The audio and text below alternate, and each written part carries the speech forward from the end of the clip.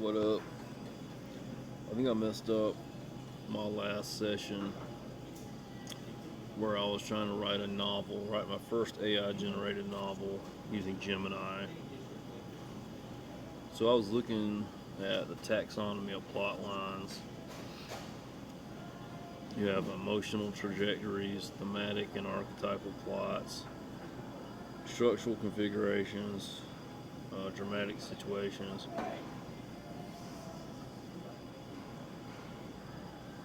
I think look, you can do an episodic plot, parallel plots. Huh. Let's say, what are all the elements of planning a novel, such as premise, idea, a narrator, plot line.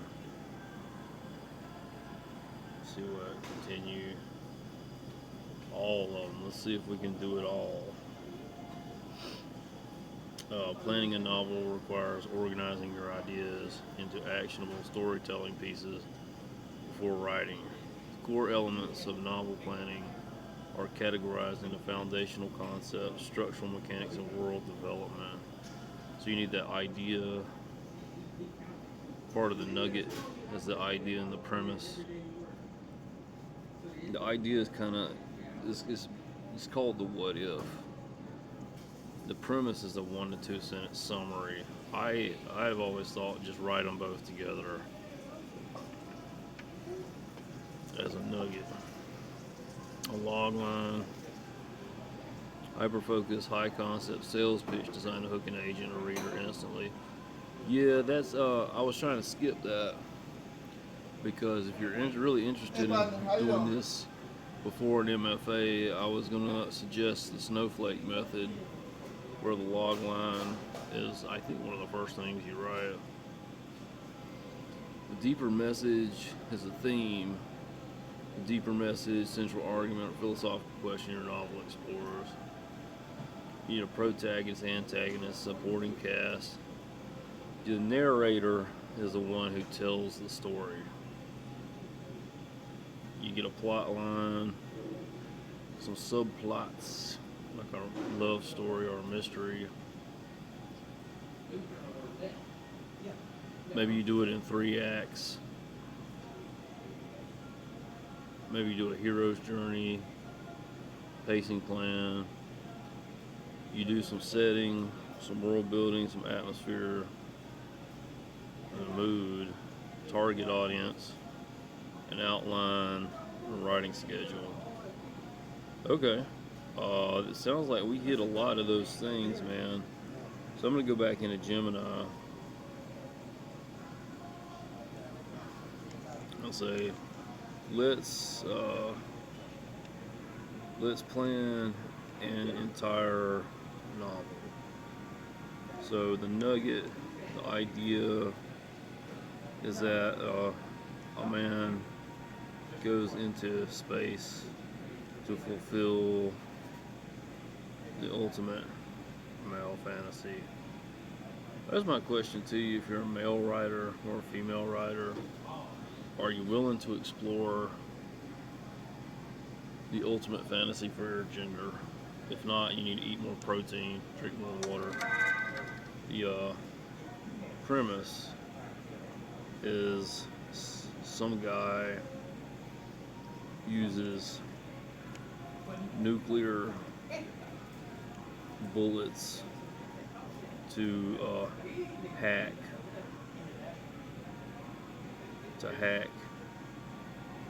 the space pirates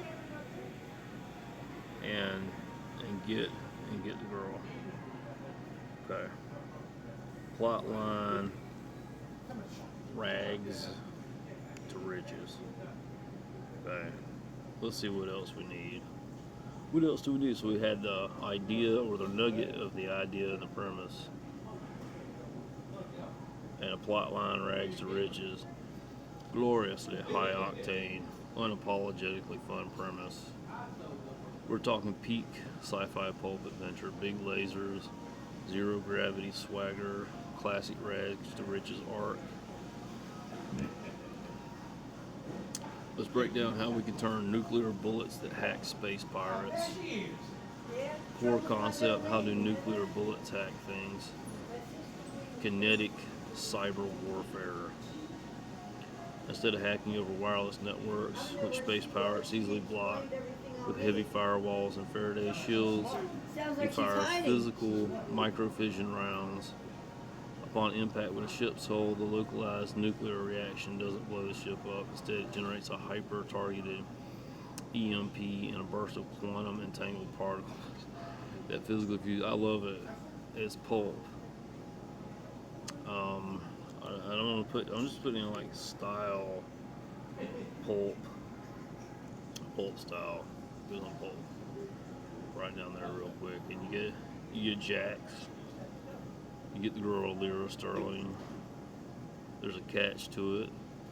There's rags. There's an asset. There's a villain, Captain Irontooth Vane. You kind of think, what is the relationship between the villain and the girl? The villain is ex-boyfriend of the girl because he drinks liquor. Alright, go. What else we got? You know what? What we typed in our nugget.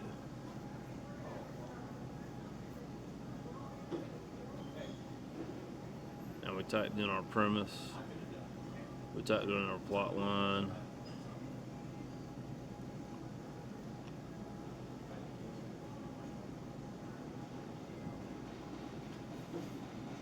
And it almost did everything else.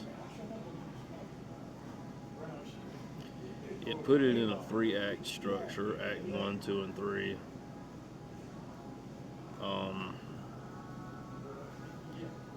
The moral of the story, there's so much going on just from that nugget. The moral is sex is okay. It's okay. It's the ultimate gold standard late night Pulp Fiction world. Have you ever seen Forbidden Planet? It's that, but the villain is the father of the girl.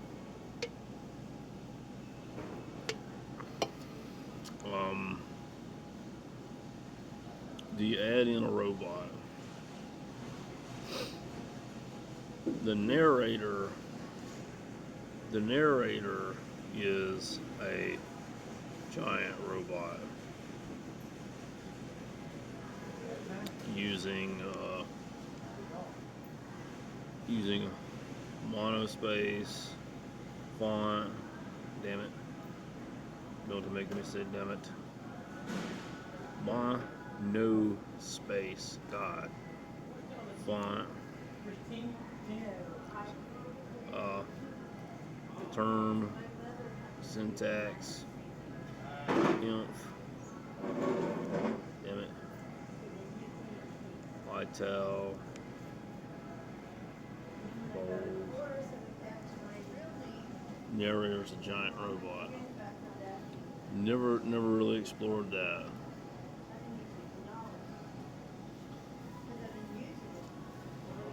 I am the Chronicle mech. My memory banks are chrome. My chassis is the size of a colony ship. Okay, cool. Yeah, but right. Text to chat window.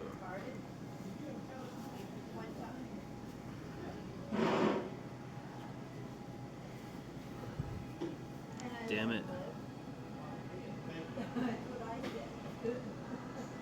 Right. Plain text.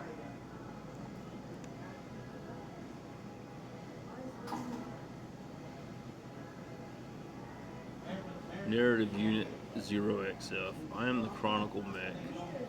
My body is a mountain of dark steel, and my processors have watched the stars burn for 10,000 years. I like that. let's break down chapter 1 into like 5 scenes. This is where the rubber meets the road. To make this pulp masterpiece truly shine, chapter 1 needs to hit the reader like a shoot of cheap bourbon. A shot, fast, hot, and with a kick. Scene 1, the neon and the lead. Jack Scrap Shot Series, Sector 4. There's a hook. If this thing doesn't work, the radiation will kill me. If it does work, the local syndicate might let me keep my knees. Yeah, let's say tomorrow the sun burns at 9. Tomorrow the sun burns at 9.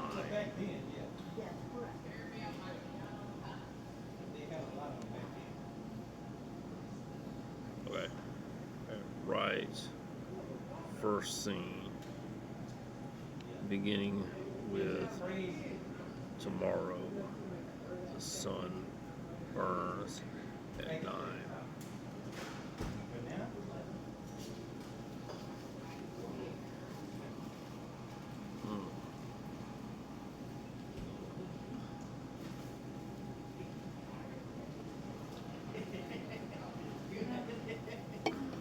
I'm going to switch then to pro. Thinking level, I'm going to do extended thinking.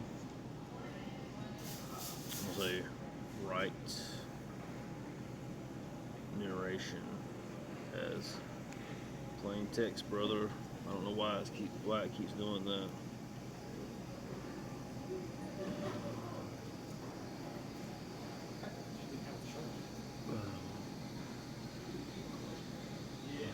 Tomorrow, the sun burns at 9. My giant rusted mechanical processor hummed as I recorded those words from orbit. I am the Chronicle mech, an orbital unit the size of a city block, and my optical sensors were locked into the grimy neon stain of Sirius Sector 4. Jack Vance spat a flake of synthetic tobacco onto the rusted steel floorboards of his shop and adjusted his scuff welder's goggles.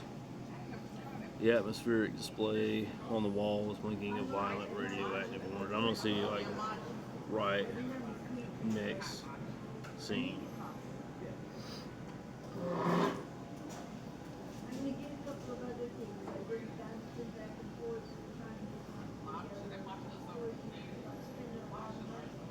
Okay. And you know what? The storm was coming and Jack's Vance was finally armed. My high-altitude optical sensors hovering in the cold vacuum above Ceres registered a sudden spike in kinetic energy. Down in the neon-choked labyrinth of Sector 4, the station's structural integrity was about to take a beating. I watched the drama unfold through a hijacked security feed. It kind of did a transition there. The station's proximity. Sirens transitioned from a low rumble to a frantic, ear-splitting shriek.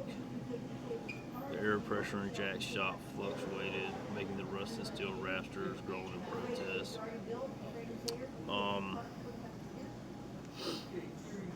Rate this so far.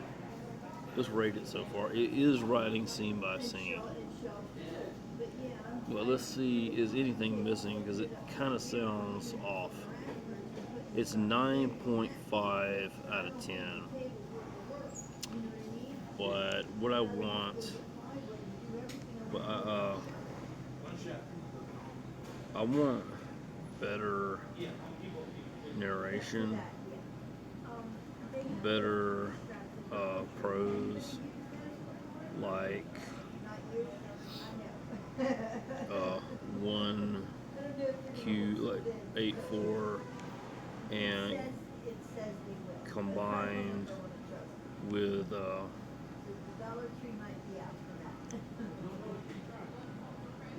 Necronomicon.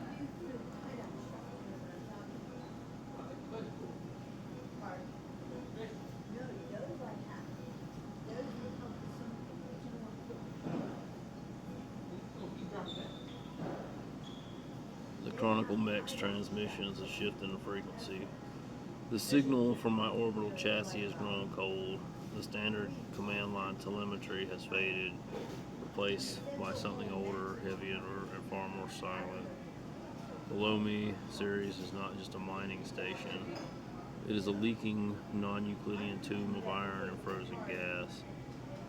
Okay, the air inside the workshop grew thick, tasting of old copper and the damp, stale breath of a dying moon. The blast from the doorway had left a quiet, pulsing vacuum in its wake. In the silence, the station's gravity felt wrong, heavy in some places, thin in others, like a wet coat that didn't fit. Cool. Next scene contains an ode and praise to the shop.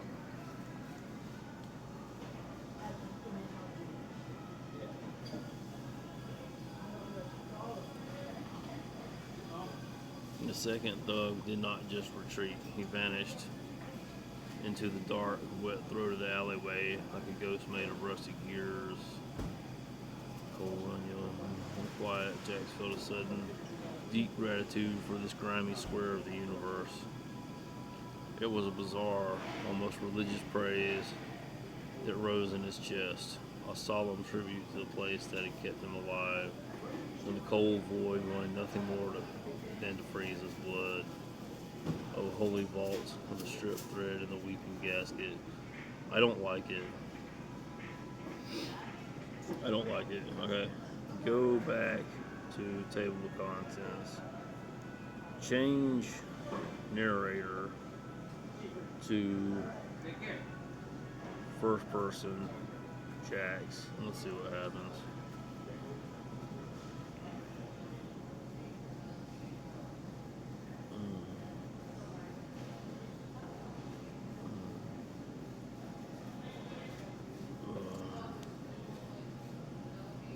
Tomorrow the sun burns at 9.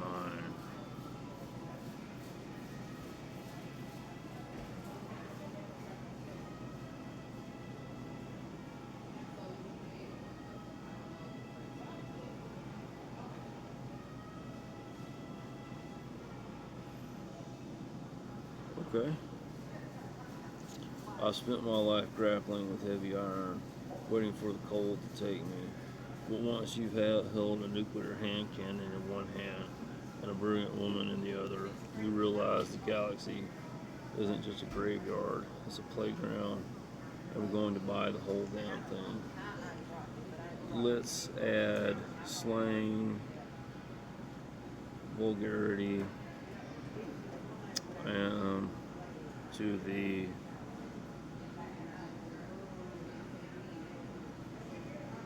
dialogue. Add a soliloquy about nuclear lid in the end.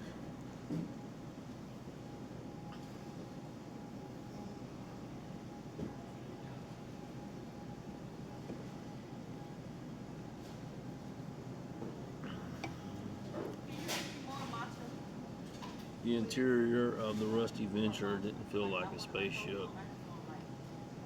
It felt like the damp iron belly of some prehistoric leviathan that had died while trying to swallow a nuclear reactor.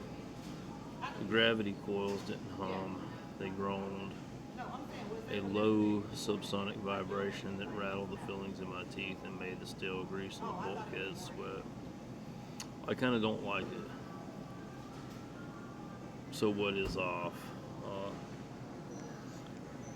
Rate.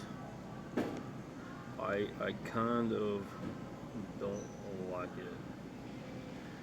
What's off?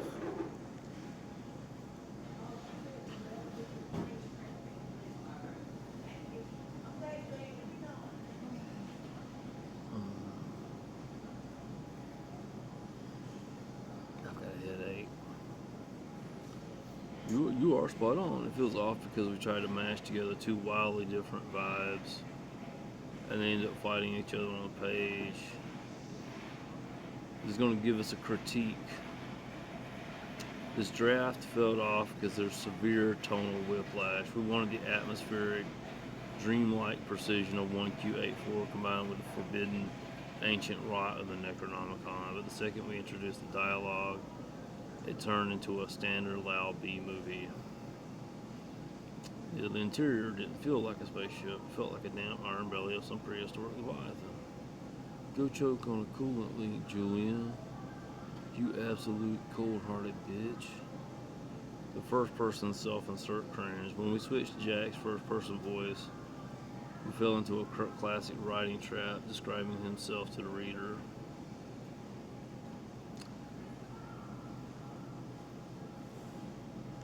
Julian was too cartoonish. How you actually merge 1Q84 and Necronomicon. To make this work, the pace has to slow down. The weirdness needs to be quiet, physical, and visceral. It shouldn't be cartoon cursing. It should be raw, heavy, and grounded in rocks. It should be like a serious thing. Yeah. Pacing. I thought the pacing should be indie, because I had some success with that the other day. So the pacing is going to be super important. Let's read now. The magnetic docking collar of the Rusty Venture took 7 minutes to align. In a cheap holovid, the airlock breaches in a second with a cinematic hiss. In the real world, on a decaying rock-like series, old iron is stubborn. The seals are dry. The pneumatic teeth have to grind against decades of carbon buildup. That your narrator should be on par with Melville in his element.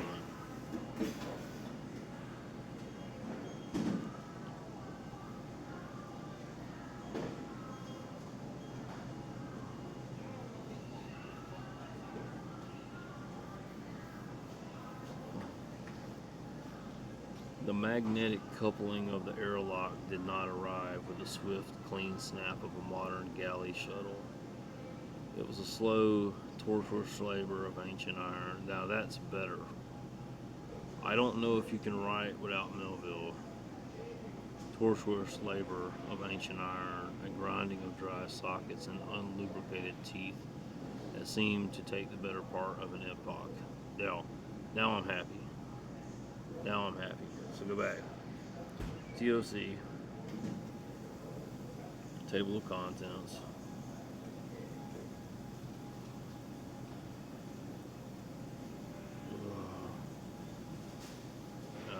The ledger of the Rusty Venture. There are certain queer times and occasions in this strange mixed affair we call life, when a man takes his whole universe for a vast practical joke. Though the wit thereof he but dimly discerns, and more than suspects that the joke is at nobody's expense but his own. I love it. Volume 1, The Taxonomy of Iron and Ash. Chapter 1, The Looming of the Ninefold Storm. Now I like it. The Great Siphon, The Silent Reef of the Abandoned Rig. The Cytology of the Solar Graveyard. I like that. And it'd be short, but I don't know enough. Let's like expand, talk, subplot, love,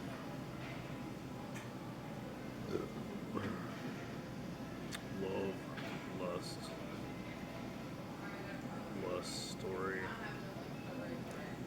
and then we can expand it a little bit with a subplot.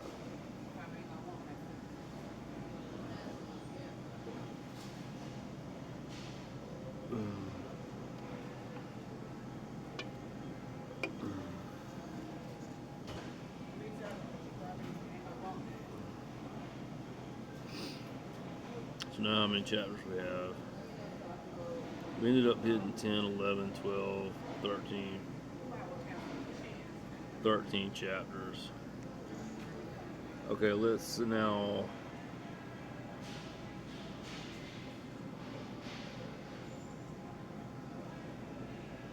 Okay. We're gonna write it. It's scene by scene. Chapter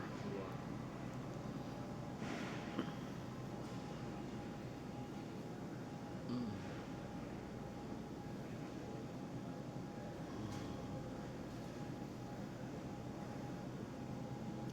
Chapter 1.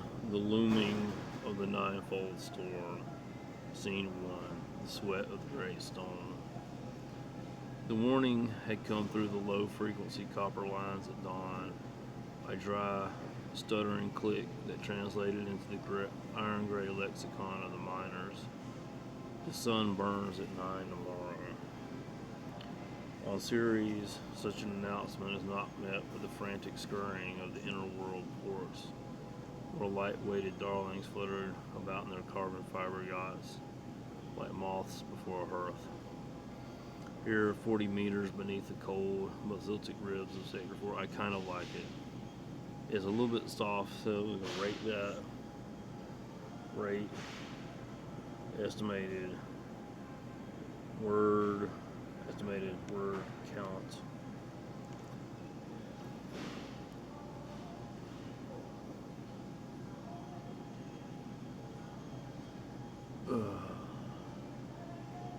It's now at 9.8 out of 10.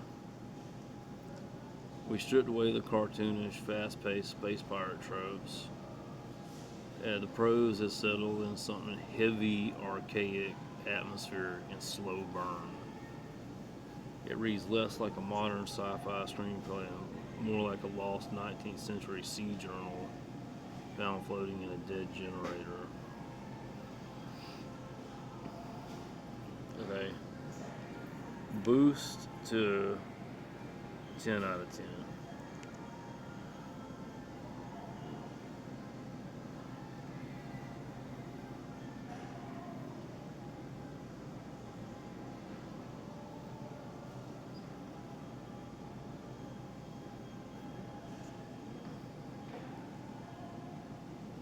The sweat of the great stone, the copper lines of Ceres Sector 4 do not speak, they stammer. They are ancient, self-encrusted veins of red metal run through 40 meters of Precambrian basalt.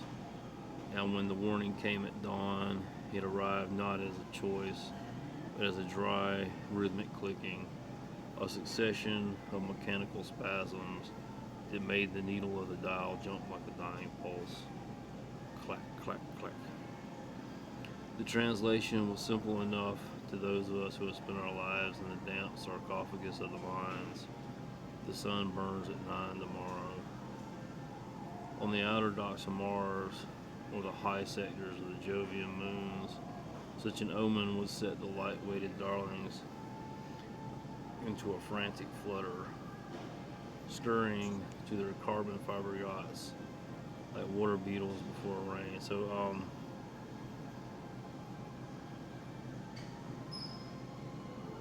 I'm not seeing any dialogue yet, but he says, I did not reach for my gun. I did not move from the lathe. I simply stood there, the heavy lead bullet still warm between my fingers, and watched the smoke clear. I like the narration. You have a forge, she gasped. Her voice was thin, dry, and hot, like the wind from an open furnace. Tell me you have a forge.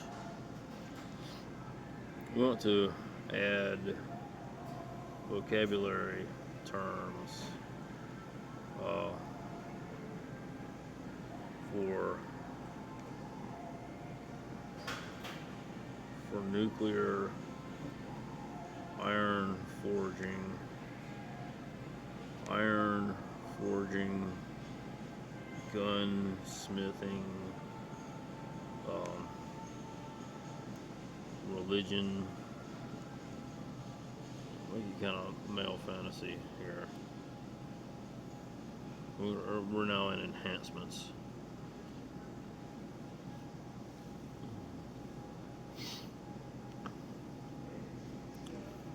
So I think the copper lines of Ceres on the outer docks of Mars, or the high sectors of the Jovian moon, such an omen would set the light-weighted darlings into a frantic flutter, scurrying to their carbon fiber yachts like water beetles before a rain. But down here in the dark, we receive the news with a leaden indifference. A level 9 solar storm meant the great radiation shield on the asteroid's crown would groan and buckle under electronic lash of the sun. The air would grow thick and hot, smelling of scorched copper, sulfur, and the sour dross of the lower smelting floors. I like that. The shot hung in the deep dark of the sector like a soot-stained thurible swinging to the subterranean pulse of the station's pumps. I stood by the great iron lathe, my boots, heavy iron-toed things caked with sheep tallow, sunk 2 inches into the damp pile of metal shavings, black oxide scale, and the cold clinkers of last week's coal fire. Okay, less alliteration. That's what that is. That S is repeating so much.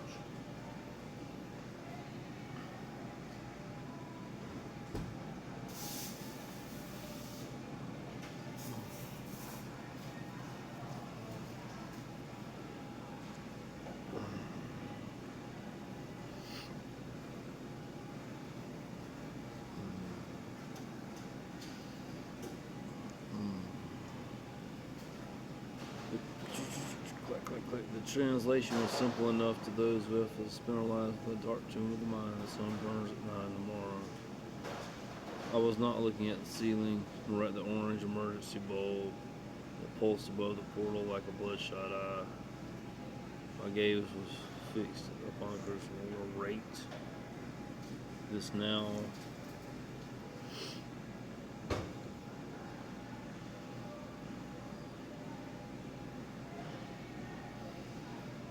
is at apex, man.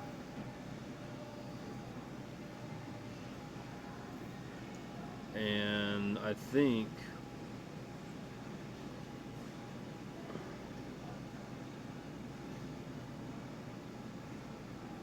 what I'm gonna do is the next video this afternoon, total word count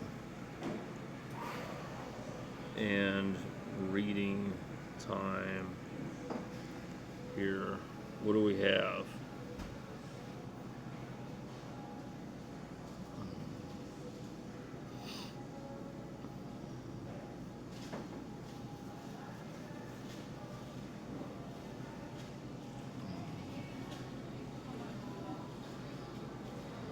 What do we have? Okay, that's chapter 1.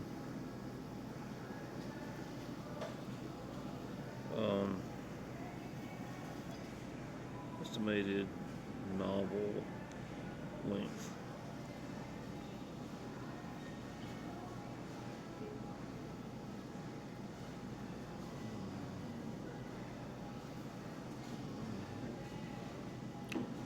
About 75,000, 85,000 words.